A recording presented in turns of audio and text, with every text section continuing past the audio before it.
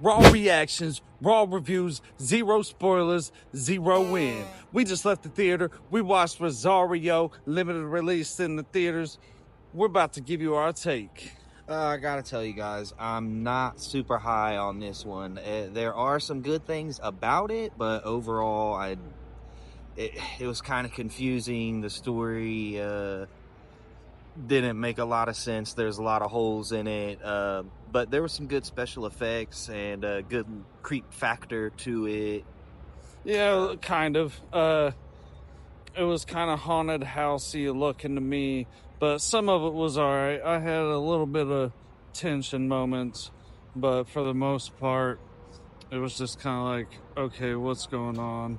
And Yeah. I don't think the girls sold any of the horror. No.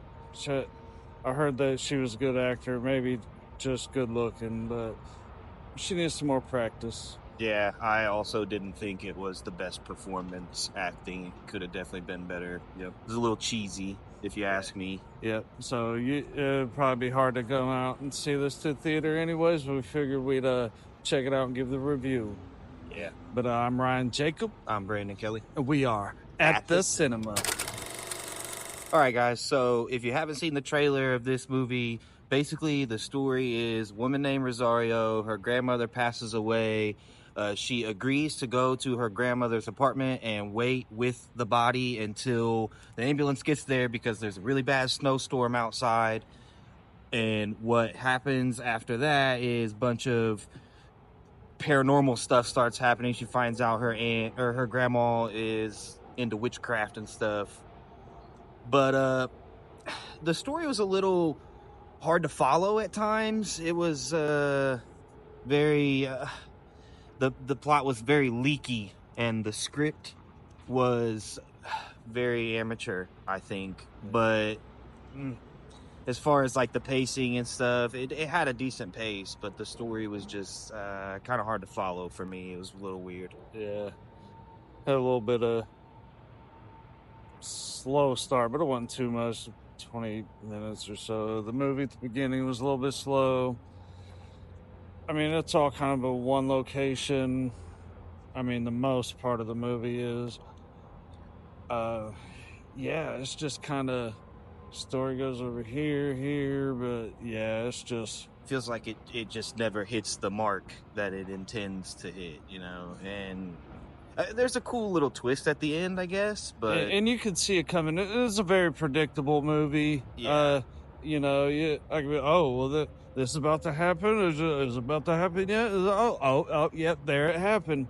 But yeah. the way that they wrapped up things, you could, and there was still X amount of time left of the movie. You knew that something else was about to happen. Yeah. I just think overall the writing was pretty poor. Yeah, honestly. So, like, what I didn't understand about the acting in this movie is, like, some of the side characters were acting better than the main actor. Like, they sold their part more than she sold hers. She was a little stale, you know, like, I hope she grows and flourishes, you know, like, I won't mind seeing her in other movies, but I didn't feel any fear or sadness or much from her to, like. Yeah, I just don't feel like she really sold the role. And yeah, I feel like the other supporting actors were better than the main actor. But it's kind of weird. There's very limited actors in this movie. Yeah, I mean, very few people. It's kind of just, you know, like you said, a one location type thing. I like the guy. I like the landlord guy. He didn't have much to do, but he was creepy. Yeah, he was creepy. He sold his character. Sold his character. The neighbor across the hall was a little cheesy. Didn't have too much in the movie, but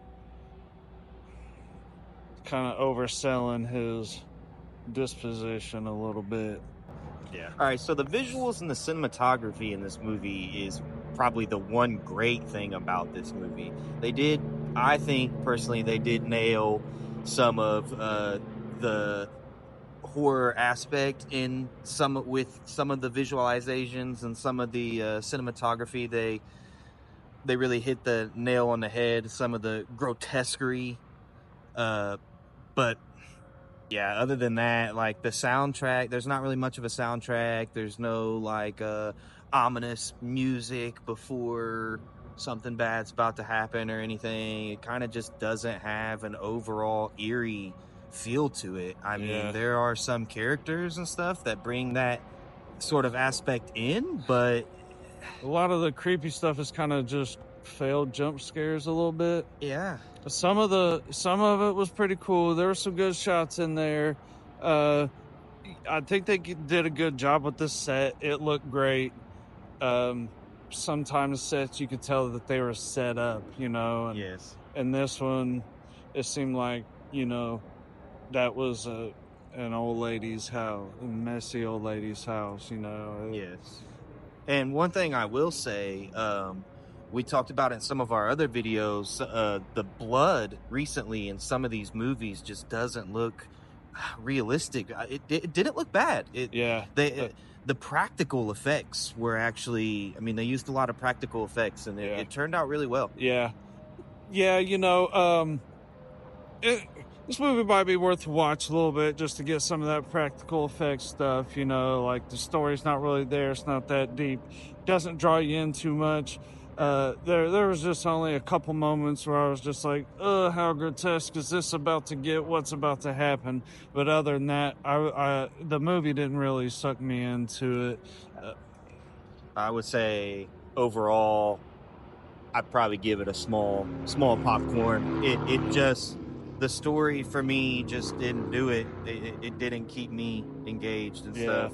And the horror, they had some good elements there, but they didn't sell you too good enough. It felt like a haunted house. Yeah. You know, some of the practical effects were a little bit too practical. Some of, you know, like, I might have to save some of this stuff for some spoiler talk.